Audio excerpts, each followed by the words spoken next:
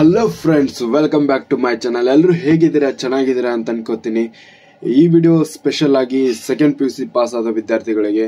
Result ಬಂತು, second P U C ಮುಗೀತು, ಮುಂದೇನು ಮಾಡೋದು?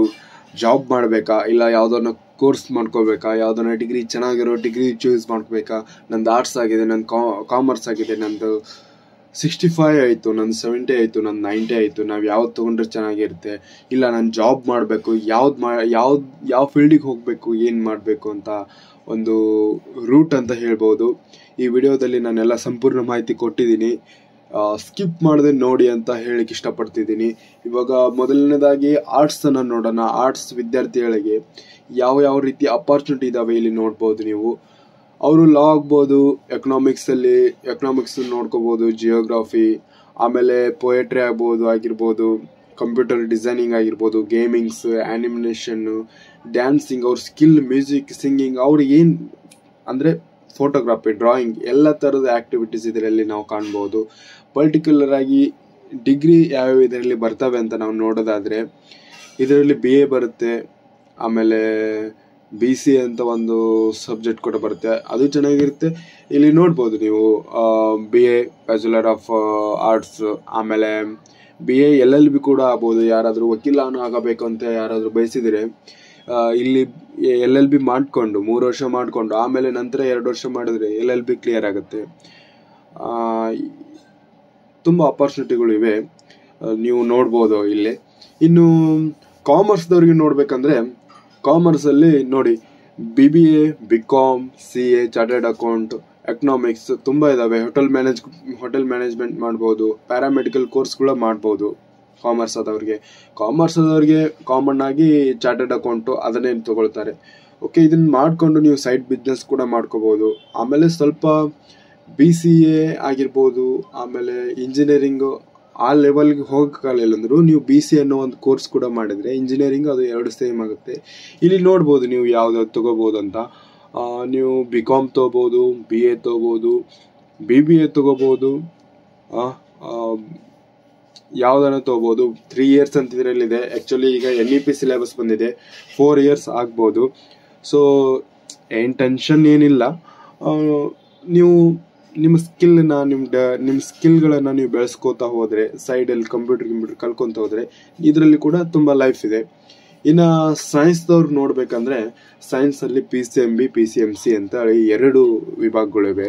ಇದರಲ್ಲಿ 12th ಮುಗಿದ್ಮೇಲೆ ಆ್ಯಸ್ ಯೂಸ್ವಲ್ ಎಲ್ಲರೂ ಇಂಜಿನಿಯರಿಂಗು, ಡಾಕ್ಟರ್, MBBS, BMS ತುಂಬ ಇದ್ದಾವೆ. ಇಲ್ಲಿ ನೋಡ್ಬೋದು ನೀವು, ಇಂಜಿನಿಯರಿಂಗ್ ಇದೆ, ಮರ್ಚೆಂಟ್ ನೇವಿ ಇದೆ, ಬ್ಯಾಚುಲರ್ ಸೈನ್ಸ್ ಇದೆ, BSc ಇದೆ, BCA ಇದೆ, MBBS, BMS, ಈ ಥರ ಹಲವಾರು ಕೋರ್ಸಸ್ಗಳಿದ್ದಾವೆ. PCMB ಮಾಡಿದವರಿಗೆ ಯಾವ ಕೋರ್ಸಸ್ ತಗೋಬೇಕು, ಅದರಲ್ಲಿ PCMB ಮಾಡಿದವರಿಗೆ ಮುಂದೆ ಕರಿಯರ್ ಏನು ಅಂತ ನೋಡೋದಾದರೆ, ಅವರು ಪರ್ಟಿಕ್ಯುಲರ್ ಆಗಿ ಕೆಮಿಸ್ಟ್ರಿ ಅನ್ನೋ ಒಂದು ಸಬ್ಜೆಕ್ಟ್ ಮೇಲೆ ವರ್ಕ್ ಮಾಡ್ಬೋದು, ಫಾರ್ಮಸಿ ಕಲಿಬೋದು, ಇಂಜಿನಿಯರಿಂಗಲ್ಲಿ ಹೋಗ್ಬೋದು, ಆಮೇಲೆ ನರ್ಸಿಂಗ್ ಕೂಡ ಆಗ್ಬೋದು, BMS, ಜಿಯೋಲಜಿ, ತುಂಬ ಆಪ್ಷನ್ಸ್ಗಳಿದ್ದಾವೆ. ಆಫ್ಟರ್ ಕರಿಯರ್ ಅಂತ ನೋಡೋದಾದರೆ ನಿಮಗೆ ಏನಾದರೂ ಕರಿಯರ್ ಮೇಲೆ ಇಲ್ಲ ನಾನು ಸೆಕೆಂಡ್ PU ಮುಗಿದಿದೆ, ನಾನು ಜಾಬ್ ಮಾಡಬೇಕು, ಯಾವ ಫೀಲ್ಡಿಗೆ ಹೋಗಬೇಕು, ಎಕ್ಸಾಂಪಲ್ ಪೊಲೀಸ್, ಆರ್ಮಿ, ಈ ಥರ ಯಾವ್ದು ಹೋಗಬೇಕು ಅಂತ ಏನಾದರೂ ನೀವು ನಮಗೆ ಸಜೆಸ್ಟ್ ಬೇಕಂದರೆ ಕಮೆಂಟ್ನಲ್ಲಿ ಹೇಳಿ ನನಗೆ, ನಾನು ಆ ಥರದ್ದು ಒಂದು ವಿಡಿಯೋ ತರ್ತೀನಿ. ಇಲ್ಲಿ ನೋಡ್ತಾ ಇರ್ಬೋದು ನಾನ್ ಮೆಡಿಕಲ್ ಅಂದರೆ ಡಿಸೈನ್ ಆಗಿರ್ಬೋದು. ಡಿಸೈನ್ ಅಂದರೆ ಇದು BCAಯಲ್ಲಿ ಬರುತ್ತೆ. ಡಾಟಾ ಸೈನ್ಸ್ ಆಗಿರ್ಬೋದು, ಕಮರ್ಷಿಯಲ್ ಪೈಲಟ್ ಅಂದರೆ ಅದಕ್ಕೆ ಅಂತ ಒಂದು ಪರ್ಟಿಕ್ಯುಲರ್ ಆಗಿ ಕೋರ್ಸಸ್ ಇರ್ತವೆ. BTech, ಜರ್ನಲಿಸಮ್, BA ಮಾಡಿದವರು ಜರ್ನಲಿಸಮ್ ಮಾಡ್ಬೋದು, ಸೈನ್ಸ್ ಮಾಡಿದವರು ಮಾಡ್ಬೋದು, ಹೋಟೆಲ್ ಮ್ಯಾನೇಜ್ಮೆಂಟು, ಫಾರ್ಮಸಿ, ತುಂಬ ಆಪ್ಷನ್ಸ್ ಇದ್ದಾವೆ. ಇನ್ನು ಕೇಳೋದಾದರೆ PCMB ಒಳಗೆ ಯಾವುದು ಬೆಸ್ಟು ಅಂತ ಕೇಳ್ತಿರ್ತಾರೆ. ಕಾಮನ್ ಆಗಿ ಹೇಳ್ಬೋದಂದರೆ MBBS, BTech, BSc, B.Pharm, BDS, dental surgery ಅಂಥೇಳಿ. ಇದರಲ್ಲಿ ನೀಟ್ ಬರೀಬೇಕಾಗತ್ತೆ. ನೀಟ್ ಬರೆದಾದ್ಮೇಲೆ MBBS, BMS ಕ್ವಾಲಿಫೈ ಆಗಬೇಕಾಗತ್ತೆ. CET ಆದರೆ ಇಂಜಿನಿಯರಿಂಗು ಅವೆಲ್ಲ ಕ್ವಾಲಿಫೈ ಆಗ್ತೀರಾ. ಇದೇ ಥರ ಹಲವಾರು ಹುದ್ದೆಗಳಿವೆ, ನೀವು ಕೋರ್ಸ್ ಮಾಡಿದಂಗೆ ಇರುತ್ತೆ. ಇನ್ನು ಇಲ್ಲ ನಾನು ಸೆಕೆಂಡ್ PU ಮುಗ್ದಿದೆ, ನಾನು ಜಾಬ್ ಮಾಡಲೇಬೇಕು, ಜಾಬ್ ತಗೊಳ್ಬೇಕು, ಜಾಬ್ ತಗೊಂಡು ಆಮೇಲೆ ನಾನು ಸೈಡಲ್ಲಿ ಓದಬೇಕಂದ್ರೆ ಓಕೆ, ಅದು ಕೂಡ ಆಪ್ಷನ್ಸ್ ಇದೆ. ನೀವು ಇಂಡಿಯನ್ ಆರ್ಮಿಗೂ ಕೂಡ ಸೇರ್ಕೋಬೋದು. ಇಂಡಿಯನ್ ಆರ್ಮಿ ಅಂದರೆ ಸೆಕೆಂಡ್ PU ಮುಗಿದ್ಮೇಲೆ ಇವಾಗೆಲ್ಲ ಅಗ್ನಿವೀರ್ ಅಂತ ಎಲ್ಲ ಕರಿತಿದ್ದಾರೆ. ಸೆಕೆಂಡ್ ಪಿ ಯು ಮುಗಿದ್ಮೇಲೆ ನೀವು ಆ್ಯಸ್ ಎ ಕ್ಲರ್ಕ್ ಆಗಿ ಹೋಗ್ಬೋದು. ನಿಮ್ಮದು ಸೈನ್ಸ್ ಆಗಿದ್ರೆ ಟೆಕ್ನಿಷಿಯಲ್ ಆಗಿ ಹೋಗ್ಬೋದು. ಆರ್ಮಿ ಅಂತ ಒಂದೇ ಅಲ್ಲ, ಆರ್ಮಿ ಆಗಿರ್ಬೋದು, ಪೊಲೀಸ್ ಆಗಿರ್ಬೋದು, ನೇವಿ ಆಗಿರ್ಬೋದು. ಆರ್ಮಿಗೆ ಹೋಗಬೇಕು ಇಲ್ಲ ನಾವು ಪೊಲೀಸ್ಗೆ ಹೋಗಬೇಕು ಅಂತ ನಿಮ್ಮಲ್ಲಿ ಯಾರಾದರೂ ಈಗ ವಿಡಿಯೋ ನೋಡ್ತಾ ಇದ್ದರೆ ನೀವು ಕಮೆಂಟ್ ಮಾಡ್ಬೋದು ನನಗೆ. ಇಲ್ಲ ನಮಗೆ ಇದೇ ಥರ ನಾನು ಆರ್ಮಿಗೆ ಹೋಗಬೇಕು, ನಾನು ನೇವಿಗೆ ಹೋಗ್ಬೇಕು, ಅದ್ರ ಮೇಲೆ ಒಂದು ವಿಡಿಯೋ ಮಾಡಿ ಸರ್. ಓಕೆ, ನಾನು ಅದನ್ನು ಕೂಡ ಮಾಡ್ತೀನಿ. ಆರ್ಮಿಗೆ ಹೋಗೋದು ಹೇಗೆ? ಓಕೆ, ಇವಾಗ ಪೊಲೀಸ್ ಲೈಕ್ IPS IAS ಆ ಥರ ಎಲ್ಲ ಆಗಲಿಕ್ಕೆ ಬಯಸ್ತಿದ್ರೆ ನೀವು BA ಮಾಡ್ಬೋದು. ಸೈಡಲ್ಲಿ BA ಮಾಡಿಕೊಂಡು ಕಾಂಪಿಟೇಟಿವ್ ಎಕ್ಸಾಮ್ಸ್ಗೆಲ್ಲ ತಯಾರು ಮಾಡ್ಕೊಳ್ಬೋದು. ಅಂದರೆ ಇವಾಗಲಿಂದನೇ ನೀವು ಕಾಂಪಿಟೇಟಿವ್ ಎಕ್ಸಾಮ್ಗೆ ತಯಾರು ಮಾಡ್ಕೊಂಡ್ರೆ 3 ಇಂದ 4 ವರ್ಷ ಡಿಗ್ರಿಯಲ್ಲಿ ಪೂರ್ತಿಯಾಗಿ ನೀವು ಕಾಂಪಿಟೇಟಿವ್ ಫೀಲ್ಡಲ್ಲಿ ಮುಳುಗಿದ್ರೆ ನಿಮ್ಮ ಡಿಗ್ರಿ ಪಾಸ್ ಆಗ್ತಾ ಇರಬೇಕು, ನೀವು ಎಕ್ಸಾಮ್ ಬರೀತಾ ಇರಬೇಕು, ನಿಮ್ಮ ಸೆಲೆಕ್ಷನ್ ಆಗ್ತಾ ಇರಬೇಕು.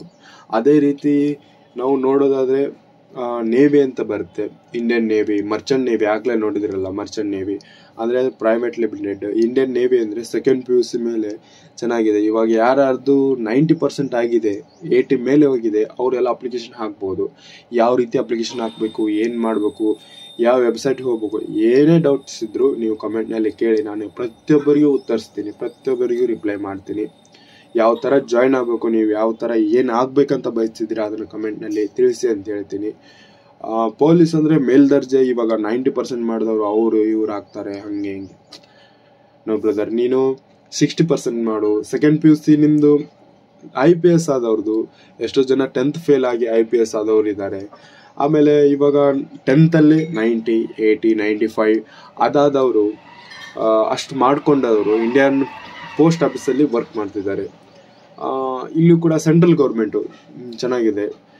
ಇಲ್ಲ ನಾವು ಡಿಗ್ರಿ ಸಮೇತ ಡಿಗ್ರಿ ಜೊತೆಗೆ ನಾವು ಜಾಬ್ ಮಾಡ್ತೀವಿ ಅಂದರೆ ನೀವು ತುಂಬ ಓದಬೇಕಾಗತ್ತೆ, ತುಂಬ ಸ್ಟ್ರಾಂಗ್ ಆಗಬೇಕಾಗುತ್ತೆ, ತುಂಬ ನಾವು ಕಷ್ಟಪಡಬೇಕಾಗತ್ತೆ. ಇಲ್ಲ ನಾವು ಎಲ್ಲ ಮುಗಿಸಿದ ಮೇಲೆ ಒಂದು ಸಿವಿಲ್ ಇಂಜಿನಿಯರಿಂಗು ಆ ಟೈಪ್ ಮಾಡ್ತೀವಿ ಅಂದರೆ ಅದು ಕೂಡ ಇದೆ.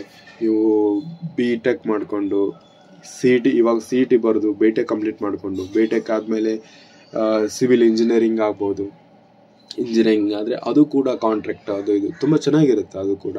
ಆಮೇಲೆ ಇಲ್ಲ ನಾವು ಫೋರ್ಸಸ್ಗೆ ಹೋಗ್ತೀವಿ, ಡಿಫೆನ್ಸ್ಗೆ ಹೋಗ್ತೀವಿ, ನಾವು ಡಿಫೆನ್ಸ್ಗೆ ಹೋಗಲೇಬೇಕು ಅಂತಂದರೆ SSC ಅಂತ ಒಂದು ಪ್ಲಾಟ್ಫಾರ್ಮ್ ಇದೆ. SSC, ಡೆಲ್ಲಿ ಪೊಲೀಸ್ ಆಗಿರ್ಬೋದು, ಕರ್ನಾಟಕ ಪೊಲೀಸ್ ಆಗಿರ್ಬೋದು, ಇಂಡಿಯನ್ ಆರ್ಮಿ ಆಗಿರ್ಬೋದು, ತುಂಬ ಇದ್ದಾವೆ.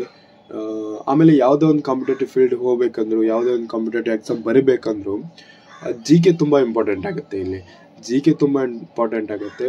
ಸೊ ನಾನು ಪ್ರಮೋಷನ್ ಮಾಡ್ತಿಲ್ಲ ಇಲ್ಲಿ, ನನ್ನ ಚಾನಲಲ್ಲಿ ನಾನು ಪೂರ್ತಿ GK ಬಗ್ಗೆನೇ ಹೇಳ್ತಾ ಇರ್ತೀನಿ. ನೀವು ನೋಡ್ಬೋದು ನನ್ನ ವಿಡಿಯೋಸ್ ಎಲ್ಲ.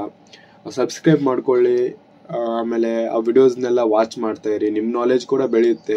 ಕರ್ನಾಟಕ ಕ್ಲಾಸಸ್ ಅಂತ ನಂದು ಒಂದು ಚಾನಲ್ ಇದೆ.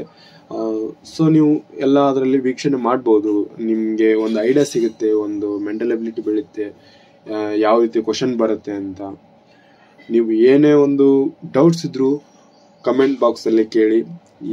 ನಾನು ಏನು ಮಾಡಬೇಕು, ನಂದು ಇಷ್ಟ ಆಗಿದೆ ಪರ್ಸೆಂಟೇಜು, ನೆಕ್ಸ್ಟ್ ನಾನು ಯಾವ ಕೋರ್ಸ್ ತೊಗೋಬೇಕು, ಎಲ್ಲದಕ್ಕೂ ನಾನು ರಿಪ್ಲೈ ಮಾಡ್ತೀನಿ ಅಂತ ಹೇಳ್ತಿದ್ದೀನಿ. ಎಲ್ಲರಿಗೂ ಆಲ್ ದ ಬೆಸ್ಟ್. ಎಲ್ಲರೂ ನೆಕ್ಸ್ಟ್ ಏನು ತಗೋತೀರಿ ಅನ್ನೋದನ್ನು ಕಮೆಂಟ್ ಮಾಡಿ. ಮುಂದೆ ನಿಮ್ಮ ಡ್ರೀಮ್ ಏನು ಅನ್ನೋದನ್ನು ಕಮೆಂಟ್ ಮಾಡಿ. ಧನ್ಯವಾದಗಳು. Thank you.